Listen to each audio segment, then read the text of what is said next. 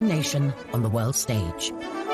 And when they put on the glitz, it's the kitchens that keep the cogs turning. An army can't fight on an empty stomach, and a monarch can't rule without having some food. It's the engine oil for the engine that is the British royal family. We open the door on life in the royal kitchens and get the inside scoop from the royal chefs. Working for the Queen was amazing. Cooking for kings and queens and presidents. They reveal the do's. Finger sandwiches, cut into 4, minus the crust. And don'ts. You try and serve strawberries to the Queen in January and it's off to the tower. You're really in trouble. Of serving Her Majesty, whose private dining habits are not as extravagant as you may think. She eats her dinner off a tray, looking at the television. She likes it. We discover the lengths our royals go to in the name of diplomacy. It's very phallic. They didn't have to put the whole thing in their mouth, which would have been pretty gross. And delve into the shocking history of royal health and safety. It's a wonder, really, that the whole place didn't go down with cholera and typhoid.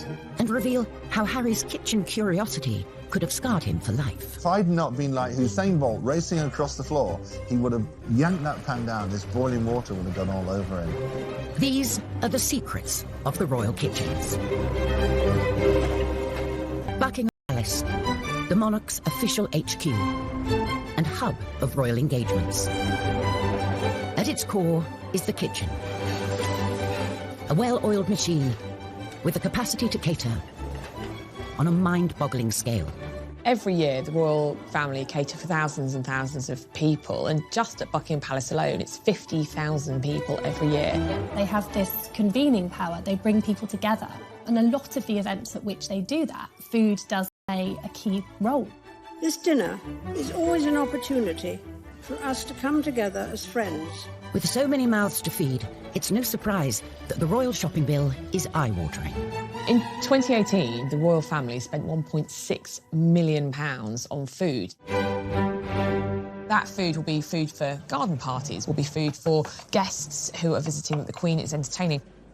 It'll be for the tea that she gives the Prime Minister at their weekly audience. It's a huge amount of money, and, you know, most people's weekly shop is, you know, £50, £100 down the supermarket. It is an extraordinarily little sum for the premier monarchy in the world. And for us to have spent so little money on food shows how completely efficient and streamlined Buckingham Palace and Windsor Castle have become. It's the highlight of any state visit, of a visiting head of state to the UK. It's kind of the centrepiece, really. It's a very lavish affair, and preparations will start months before. A glittering state banquet, an occasion fit for the head of state of one of our closest allies. The Queen, of course, as head of state, has a hugely important role in a state visit and a state banquet. Unlike in the United States, the British head of state is not limited to 2 terms of 4 years. And the banquet is an incredibly sort of personal aspect of the visit to her. I certainly know that the Queen has personal involvement in the menu. She consulted and collaborates with her chefs. One of those chefs was Darren McCready, who worked in the royal kitchens for 11 years. Working for the Queen was amazing. Cooking for kings and queens and presidents. When the Queen was holding a state banquet, it was his job to create a menu for the VIP guests. The first thing they take into account is, are there any allergies? Do they not eat shellfish? Does the president not eat broccoli? It's to show the best of British, locally sourced, something that's quite fresh and quite light. They'd only use seasonal fruits in the summer, only use asparagus for that time of the year. Nothing really was imported. And if possible, something off the estate, maybe some salmon from Balmoral or some venison from Sandringham. That attention to detail is selling brand Britain. So both the way it's prepared and what it is speaks volumes. The 4 courses for the state banquet. There's the starter, which is always fish, the main course, which is always meat, and dessert is a fruit course, and then coffee and petit fours. Darren and his team had their work cut out, making over 600 plates of food for 170 guests. You started at 6 in the morning, and it was usually 11 o'clock at night by the time you finished. But efforts did not go unnoticed. The reward for all those long hours were 2 miniatures of gin, so you could have a gin and tonic. And that was a thank you from the Queen. When are we supposed the drink your gin tonic. Not while you were cooking. Before the food is dished up, the table must be laid. The places are measured meticulously. A measuring stick is used. There's 18 inches of space between the centre of one plate and the centre of another. You don't have much space, so you can understand why they try to consolidate each setting. You've got the forks on the left, the knives on the right. The exception to that knife on the right rule is the little bread knife. In restaurants, you're probably used to seeing it actually on the plate, but for state banquets, they've decided to set it above the bread plate like so. There's even a secret system to prevent the Queen's food being tampered with. After everything is plated up, a page chooses at random one of the plates to be served to Her Majesty, so that if anyone guest food is served, there are strict rules about how it's eaten. You do not sit down until the Queen sits down. When she starts eating, then you start eating. And traditionally, you would have to finish eating by the time the Queen would finish eating. So in years gone past, you know, courtiers would be kind of desperately trying to eat their food quite quickly. Queen Victoria was a famous gobbler, so people would often not be finished by the time she was finished. So they had to gobble their food as well. In Western culture, a lot of our dining etiquette is put in place to minimise the awareness that we are eating. It's small mouthfuls, a straight back, hands in the lap when we're not eating. And so with the royal family, they follow these rules in order to focus on building the rapport with the visiting dignitary that's sitting next to them. And for the diners, there are unspoken rules about who you talk to and when. If the Queen is talking to the guest on her right, which will be the visiting head of state, then the other female guest will talk to the person on their right. And then when the Queen switches, then the ladies switch and talk to the person on their left. And certain topics of conversation are firmly off the table. Politics is a good thing to avoid. Money is another good thing to avoid. And sex is another good thing to avoid.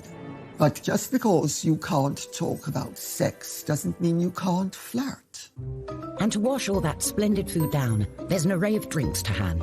But they also come with a set of rules. The glasses that is closest to you is the glass that is used first. A champagne flute for the toasts.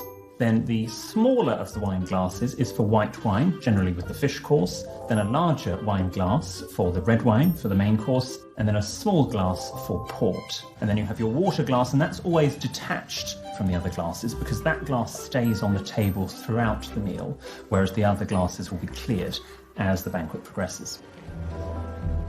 Despite intimate knowledge of the rule book, things can still go.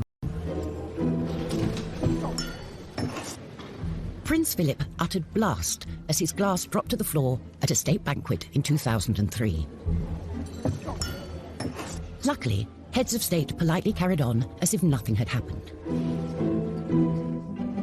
Coming up, we reveal the shocking past of Buckingham Palace's kitchens. It's a wonder, really, that the whole place didn't go down with cholera and typhoid. And uncover how a palace disaster could have scarred Harry for life. Not been like Usain Bolt racing across the floor, he would have yanked that pan down, this boiling water would have gone all over him.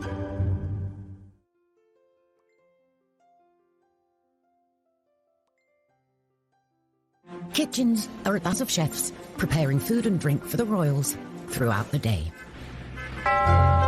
It's 7:30 a.m., the kitchen's first task of the day, the royal cuppa. She only drinks Earl Grey, no milk, no sugar. The Queen doesn't make her own tea. She has a special coffee room. They make all the teas and coffees.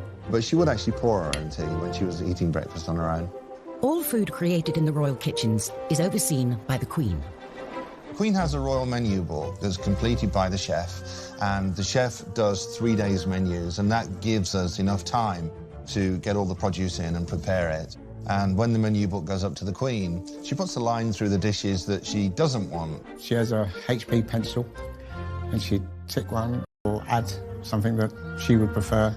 If she's out for dinner, she puts a line through the page, and if she's got guests coming, she'll put 2 or 3, so we know that she's entertaining. The Queen has particular tastes that a chef ignores at his peril. She knows what she likes, nothing too spicy, because she meets that many people. The last thing she wants, I can smell garlic in my breath, or last night's curry. The Queen doesn't eat garlic, and the Queen doesn't serve garlic, because the Queen is concerned that Garlic clings to the being, and you can smell it on the breath. If food is offered out of season, heads will roll. You try and serve strawberries to the Queen in January and it's off to the tower, you're really in trouble. 9 a.m. and it's time for breakfast. Typical breakfast for the Queen would be in her own sitting room. She'd have some hot tea and then a bowl of cereals from a plastic Tupperware container. It might have been served on a silver tray in, lovely porcelain, but it was still kept in Tupperware containers, just like in anyone else's kitchen back at home. Prince Charles has a very particular breakfast routine as well. Whenever the Prince of Wales came to stay with the Queen, he always arrived with a hamper of his own produce. And in the kitchen, we'd have jars of bottled plums from the Highgrove garden. The instructions were to put 2 plums and a little juice into the bowl and send it in to him for breakfast. I'd send in 2 plums and he would make 1, so they'd come back out after breakfast and I'd put the other plum back into the jar and save it. So one morning I thought, OK, he only eats 1 for breakfast, so I just put 1 plum in the jar and sent it out into the dining room. And the footman came through and said, His Royal Highness said, can he have 2, please? So I had to keep sending 2 in every morning. This wholesome breakfast is a far cry from Queen Victoria's morning spread. It was famously elaborate. It included things like lamb chops, fowl, tongue, eggs, bacon, potatoes. She just went for it, and it's no surprise that The current Queen is more likely to enjoy rich pickings at lunchtime, especially at Balmoral. Balmoral affords recreation as well as relaxation. Hunting, shooting and fishing. There's trout in the streams nearby and salmon at the right time of the year. And when they get a good catch, the kitchens spring into action, cooking a lunchtime dish of grilled fillet of salmon with a watercress sauce, one of the Queen's favourites. And Royal Chef Des Sweeney was the man to do it. The salmon would have been caught in the River Dee behind Balmoral. Des worked as the Queen's chef for 3 years. This is a smallish salmon. It's about £5 in weight. It's a bit of a go-to safe dish, one that the family enjoy, one that she likes to present to guests. The Queen's guests would fish for salmon. Staff were allowed to fish. If they caught one, they would offer it to the Queen, who would politely decline. So I've got a fillet off. These are pin bones. They're very, very small. And if you're doing a large amount of salmon for like a state banquet, it's a very tedious job.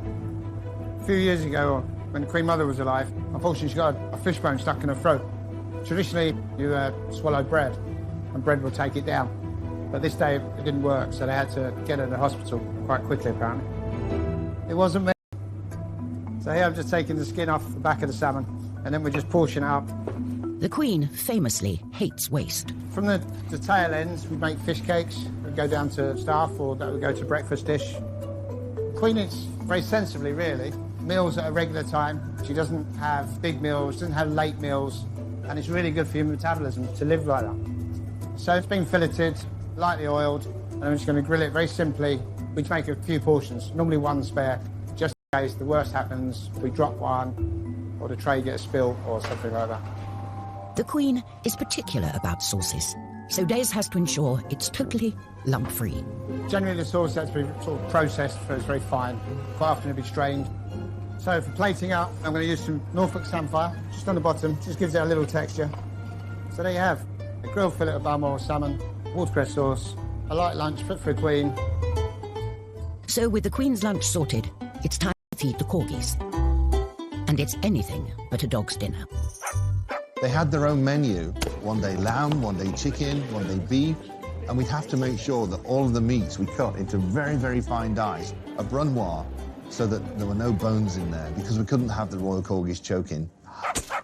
It's 4 o'clock, and we can reveal the Queen's favourite form of refreshment. The absolute sacrosanct part of the Queen's day, she loves afternoon tea. Can I just have a little milk? Actually, I think it's very instructive that when Meghan, Duchess of Sussex, first met the Queen, it was at afternoon tea at Royal Connection. Catherine of Braganza, wife of King Charles II, brought tea to England from her native Portugal. She drank it daily, and fashionable upper-class ladies flocked to copy her habit. Nowadays, tea drinking, often accompanied by some delicious tidbits, remains a traditional afternoon treat for the royals. Finger sandwiches, so like the cucumber, smoked salmon, cream cheese. into 4 minus the crust. And then you turn them on the edge and you cut the edge off. So they look like little 50p pieces. And that was how they're presented. Scones every day and some sort of small cake. The Queen does have a sweet tooth. Anything with chocolate in. She particularly likes a chocolate biscuit cake, which is made with McVitie's biscuits. And quite a sweet nod in time spent with his granny. Prince William, actually, for his second wedding cake, chose a chocolate biscuit cake to be served alongside the official kind of fruit cake that he had when he got married to Kate, because he remembered this chocolate biscuit cake from having tea with his granny. Even when it comes to sweet treats, the corgis are not left out. She'll often take one of the scones and just crumble it onto the carpet so that a royal corgis can enjoy afternoon tea with her. Another royal who's reported to enjoy an afternoon titbit is Prince Charles, although he is said to have rather precise requests. There's a great story about how he likes his eggs at 4 minutes exactly. So the kitchen staff frequently has several pots of eggs boiling so that when he does come in after a day's hunt, there's one egg that's been boiled at precisely 4 minutes that he would like to eat. His head of communications has absolutely denied this story. Often when we hear stories about lavish demands from the royals, sometimes staff are anticipating what the royal might want. He might not even know that there were, 4 different pans of water on the boil with all these eggs being prepared just in case. 7 p.m. It's gin o'clock. When you are the head of state of 16 countries, you might feel the need for a stiff drink. A drink was gin and dubonnet. On a big function, there would always be gin and dubonnet on most of the trays, just in case. She'd have to put her hand up and say, "Can I get a drink, please?" When she's off duty, there is reportedly one element of the Queen's private dining that may feel familiar to many of us. She eats her dinner off a tray, looking at the television. She likes it. It's homely, it's cosy, it's comfortable. And to polish off dinner... Most days, there'd be a fruit bowl go up. Queen was a big fan of fresh fruit, especially stuff that was grown locally. And eating fruit has a particular method.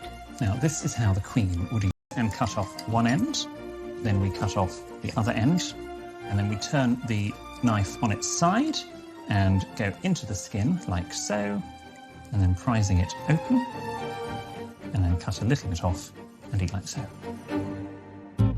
But there are times when the royals need to pop out for a treat that really hits the spot. It's the best thing I've eaten for a very long time. Can I course you on that? Absolutely. Fast foods were also tempting for the royal princess.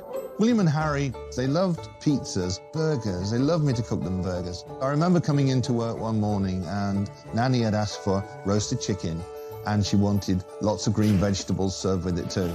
Well, I think William or Harry must have looked at the menu and thought, we don't want that. When I came in the evening, there was a note on my desk and it said, "Darren, please give the boys pizza for dinner tonight, signed Jess." I looked at it and thought, why is this in the writing of a 5-year-old? And then I realised who'd written it.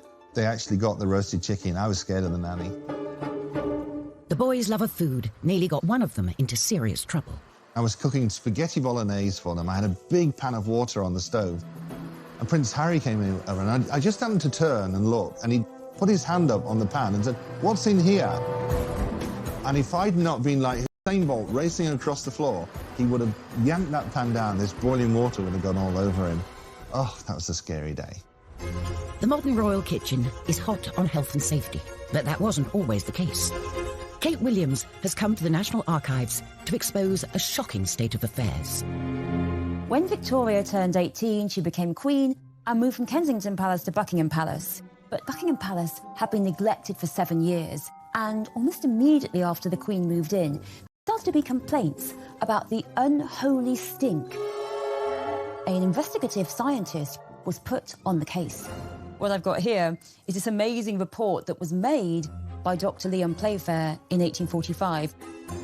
He says that what he's been asked to do is look into the evil complained of and ascertaining the causes which vitiate the air in that building. As he says here, the smells in the palace are so powerful as to produce nausea and feelings of sickness. And I think there had been some perception that perhaps it was the fires or the gas lights that had caused this horrible atmosphere. No, he said, the main evil is the kitchen. He says, I'm reminding you that one of the largest sewers in the world runs, unfortunately, through the precincts of the palace. Actually, it ran under the kitchens, and if this wasn't bad enough, there are a lot of unsanitary practices in the kitchens, including piling up the rubbish in the dustbins, which were, he says, filled with garbage of a very bad description. And next to them were urinals for the use of the male servants without a flow of water. You can't flush them. And actually, he's really quite rude about the palace. He says, I could not have believed it credible that such an extraordinary instance of scientific ignorance existed in any building in the present day. He cannot believe it. So you've got a potent combination here of rubbish, of unsanitary practices, and of disgusting sewage. They are all eating food in these incredibly unsanitary conditions. It's a wonder, really, that the whole place didn't go down with cholera and typhoid. Coming up, a right royal mix-up in the kitchen. I said, the gardener wants to speak to you. And he went back upstairs, and I walked with him, and he said, oh, good morning, Royal Highness. And I thought, it's not the gardener. And Kate and William are faced with a rather phallic diplomatic dilemma. Try a bit, think of England, carry on. They didn't have to put the whole thing in their mouth, which would have been pretty gross.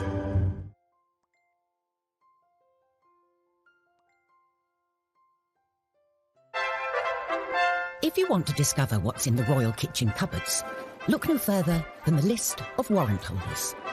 Royal warrants are essentially a mark of recognition to businesses that have supplied goods or services to either the Queen, the Duke of Edinburgh or the Prince of Wales. More than 100 of them are food and drink businesses. Everything from companies who make baked beans, fishmongers, to champagne producers. Kellogg's has a royal warrant, Schweppes has a royal warrant, Cadbury's. Fortnum & Mason has been filling the royal shopping trolley since the 18th century. They say that Fortnum & Mason is the royal grocer. It was a sweet stall that was a focus for the duchesses.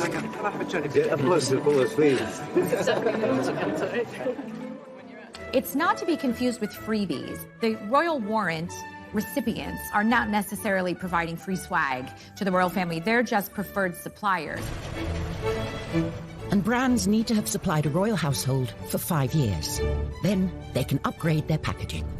When a business is granted a royal warrant, that allows them the opportunity to display a royal coat of arms on their packaging. Obviously, that's a huge accolade. But like all of us, royal tastes can change. Sometimes royal warrants can be revoked just because the royals have decided that they've gone off something. So Carr's Water Biscuits, which used to supply cheese biscuits to the royal family, they reapplied for their warrant and it wasn't granted. Balmoral is a company that has been supplying the monarchy for generations. A whiskey distillery, first granted a warrant by Prince Albert in 1848. On a recent visit, Prince Charles got stuck in, checking the goods were still worthy of this honour. Swedish shop and then we were getting up some pears, particularly tin pears. With a nod of approval given, it's back to Balmoral, where the kitchens are gearing up for a visit. Chef Darren McGrady accompanied the royals on several trips, and it's safe to say they don't pack lightly. All the equipment would go from Buckingham Palace. Knives, spoons, ladles, pots, pans, dishes, everything would go up to Balmoral Castle.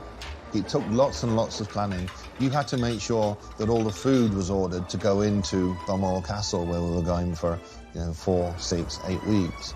And although the kitchen staff and equipment are the same, the royals like to muck in. Prince Philip loves to cook 3, 4, 5 nights a week. They would actually go off and barbecue in the hills. That's when the royal family liked to sort of relax and let their hair down. Once the trappings and routine of royalty are quietly laid aside, the few precious unwinding weeks at Balmoral are a time, too, for a gathering of strength for the year ahead. The job of being royal is strenuous. Prince Philip was very interested in food, and he'd come down and help choose the ingredients for the barbecue. And the Queen used to put the salad together.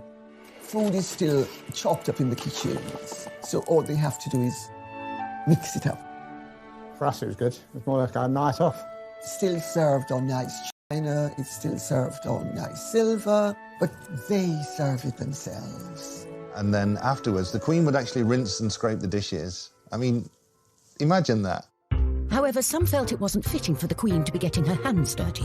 Once when Mrs. Thatcher was up at Balmoral, she noticed that the Queen was doing the washing up without gloves. So Mrs. Thatcher went and bought her some rubber gloves and sent them to her, which was rather sweet. The sort of present that she would love. It wasn't just gifts that arrived unexpectedly. I was in the kitchen, I was on my own in there. And this old man walked in. And he was wearing tatty old clothes, and he'd got this cardigan on with the arms all worn out. And he said, "Where's the chef?" And I said, "I'll just get him for you, sir." And I went down and found the head chef, and I said, "The gardener wants to speak to you." And he went back upstairs, and I walked with him. And he said, "Oh, good morning, Royal Highness." And I thought, it's not the gardener, it's Prince Philip. The kitchens also play a key part in royal travel.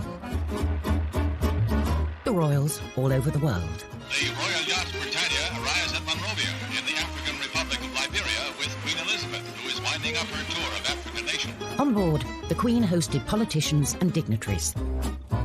And for the chefs, logistics were at the top of the menu. The food had to be sent down to Portsmouth, where it could be loaded onto Britannia and put in the freezers. And by the time we flew out with all the fresh produce, we were there, we were planned, and we were ready to cook. But cooking on a ship has its own challenges. You're in a confined space, the kitchen's not very big, you don't know where anything is. There was a lot of people, a lot of dignitaries, a lot of VIPs, a lot of security. A lot of them would come through the galley. So you'd be cooking away, and next thing there's more people walking through. So it's like, is he working in the kitchen or is he VIP? I don't know what he is. For a royal chef, the show must go on, come hell or high water. We were sailing into a storm. I put chocolate souffle on the menu, and that was a big mistake. He'd gotten around to my course, I put the soufflés into the oven, and I went outside, and the storms were getting worse. I came back inside, looked at the soufflés, and they were rocking around in the bowl. I just went outside, threw up over the side of Britannia. Oh. Sometimes it was so bad, the Queen would helicopter off and fly ahead, and it was like, okay, it's going to be rough. And of course, Prince Philip loved it. Yay, let's go, because he used to be a sailor. On tour, digestive disasters for the royals are to be avoided at all costs. When a royal goes on tour, huge consideration is given to what they eat. Just a little bit. Individual tastes taken into consideration. They might say, well, Prince William likes curries, or, you know, the Queen, for instance, famously doesn't eat shellfish. Not because she doesn't like it, but because obviously shellfish can give you an upset stomach, and if you're doing an important diplomatic tour, you don't want to miss a day because you're sick. She takes her bottled Malvern water, and that's all she drinks. Sometimes food and drink can prove to be a diplomatic challenge. Now a coconut shell is handed to the Queen for the ceremonial drinking of the kava. She often has to eat things that she might not privately wish to eat. Here, the mixing and drinking of the kava is of the greatest importance. But she does it because she's very dutiful and she doesn't want to offend her hosts. To the Western palate, the taste is, well, unusual. When our younger royals have been faced with unfamiliar delicacies, they don't always maintain their composure, as Emily Andrews witnessed. When I was on tour with William and Kate in 2016 in Canada, we were at this lovely kind of presentation of seasonal Canadian produce. Sun was shining, Kate was looking gorgeous. I was like, oh, this is lovely. Phallic looking, kind of long tube and kind of a bulbous part at the end. It's a delicacy and you eat it. And so Kate and William were kind of going around the stalls and we were all as pressed, kind of waiting for them to present it, this geoduck clam, and what would they do? And bless them, they both tried it. They managed to stifle any kind of giggles. There was a slight giggle from Kate. So the etiquette there would just be to pick up the food item, have a little nibble, make some polite remark, and then place it down. Try a bit, think of England, carry on. I think they had a chopped up bit. They didn't have to put the whole thing in their mouth, which would have been pretty gross. Coming up, when Meghan came under fire for promoting her favourite fruit. They are involved in the exploitation of workers abroad, and how dare she promote the of avocados. And a greedy king's artery-clogging meat feast. It looks like what might happen to us post a nuclear Armageddon. You're not going to make me try and eat this, are you? Definitely are. So gross.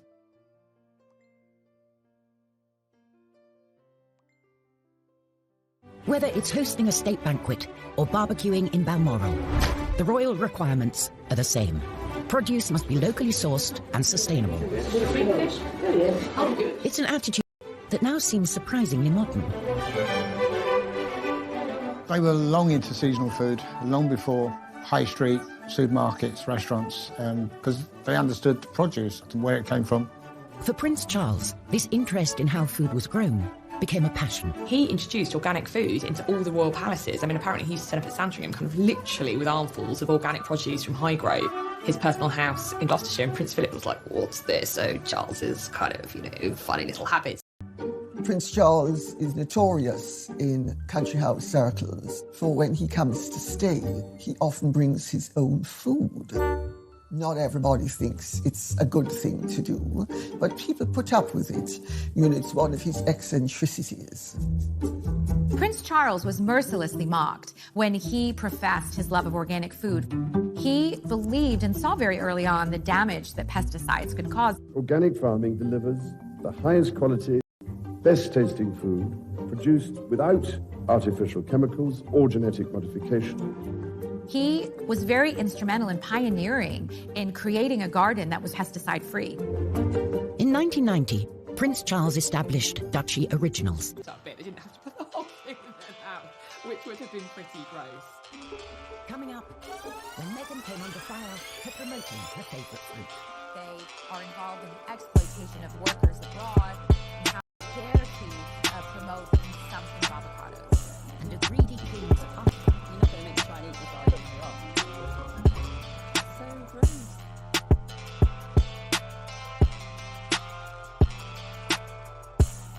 Whether it's hosting a state banquet or barbecuing in Balmoral, the royal requirements are the same.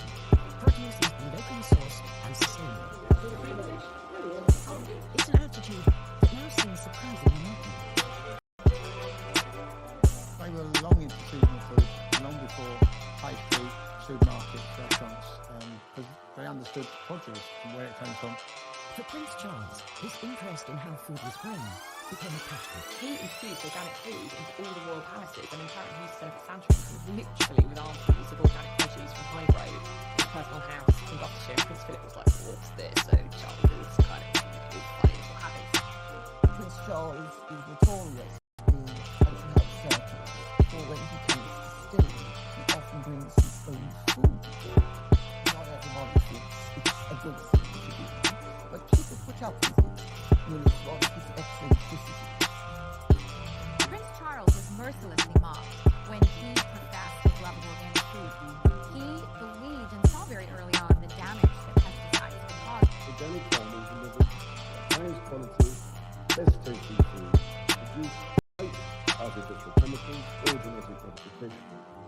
He was very instrumental in pioneering in creating a garden that was pesticide-free.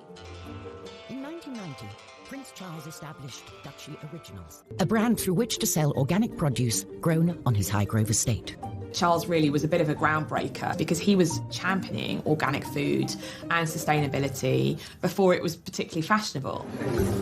Years later, and the brand has gone mainstream. I think back 19 years ago when we launched the first oat biscuit, and there were huge headlines saying a shop soiled royal. So in an even more soiled capacity, I'm here today just to say nothing could give me greater pleasure than to unveil this.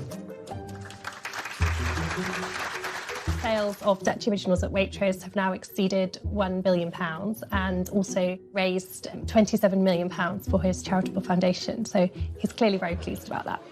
A newer member of the royal family has also used food to champion a good cause, in kitchens far removed from royal palaces. Before Meghan even joined the royal family, she was making private visits to the women of the Hub Community Kitchen, where women had gathered to cook for the community.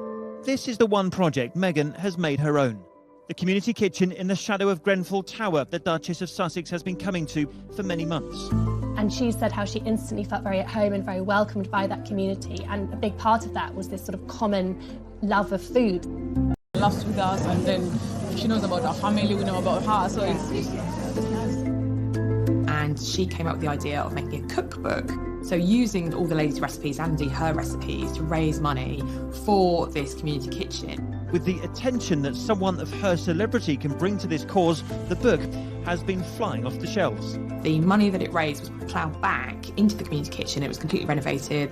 And I remember at the launch, Megan said that she felt that she'd almost come home meeting these ladies because it was a kind of such a melting pot of different nationalities and identities, and how food bound them all.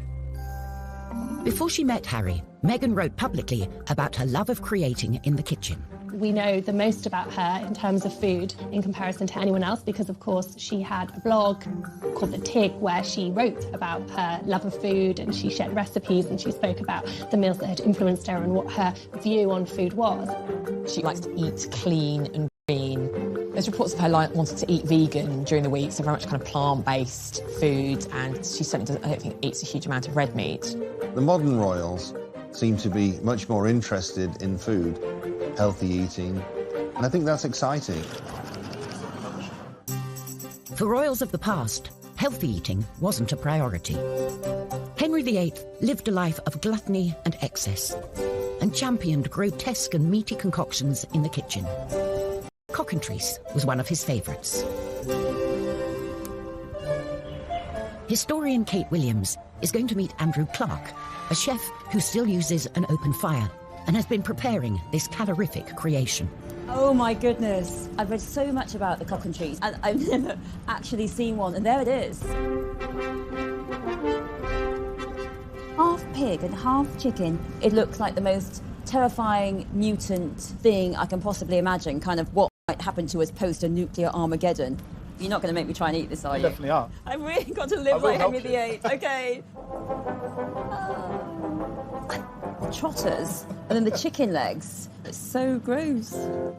The cockentrice was created by taking half a pig and half a chicken and stitching them together. There's no nice way of stitching this, really. It's all quite Frankenstein.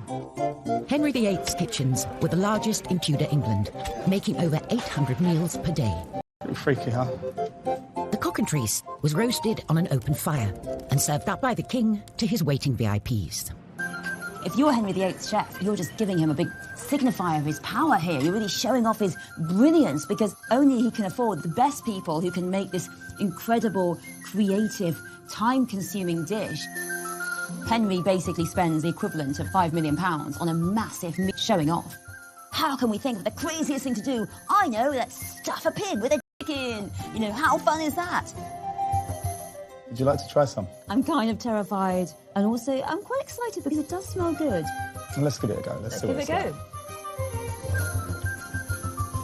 Oh my gosh. Thank you. So I used to be a vegetarian. It's a good thing I'm no longer. Otherwise, I might be quite traumatised. Okay. That is beautiful. If I was at Hampton Court eating this rather marvellous meat, I think I'd be pretty impressed. Well, I think we should drink to the cockentrice. Cheers. Cheers. The humble chicken has taken centre stage for our modern royals too. Famously, Meghan and Harry got engaged as they were trying to cook a roast chicken. Just a standard, typical night for us. Cosy night. It was what we're doing, just roasting chicken and Roasting having chicken, trying to roast chicken. Trying to roast a chicken. I think Harry said trying to cook a roast chicken. I mean, we know that Meghan is a very accomplished cook. Very romantic. He got on me. Kind of roast dinner, but that's great. That's, you know, shows that they're normal. It's something that we can all imagine doing. It's not something that we think, oh, well, that's because they were royal, they were doing that. And any meal they eat can make the news. But it's not always a welcome headline, as a friend of Meghan's discovered on a visit to Kensington Palace. He posted what I'm sure he felt was a very innocuous photo of avocado toast and wrote that Meghan was the avocado whisperer because she does such great avocado toast. One newspaper absolutely went after Meghan for eating avocados, saying that they are involved in the exploitation of workers abroad and how it's a controversial thing to eat and how dare she promote the consumption of avocados. An unconventional life in the limelight hasn't stopped the brothers from having an ordinary approach to food. We're living together as brothers, and it's fantastic. It really is. He does most of the cooking. I just laze around watching TV. If you think about William when he was at university, he did have that regular university experience. you know, he lived with other students and that he did the things that other students do, and that would have extended to the way that he ate as well. He certainly wasn't up in St Andrews with a chef who was preparing his meals. You know, that just wasn't happening. And same way with Harry when he was in the military. He didn't go with his own chef. It was very much a case that he fitted in and did what everyone else did. So they do have that pretty ordinary relationship with food. They bring it up to modern day, aren't they? This is the new kids on the block. Harry and William don't want to live like Grandma. When William and Kate had apartment 1A at Kensington Palace renovated, they famously had 2 kitchens put in. One kitchen for them to use personally, and also a professional kitchen for hosting events at Kensington Palace. Kate, in the papers, was dubbed 2 kitchens. When faced with a baking challenge, Kate can definitely rise to the occasion. William, however, could do with a little practice.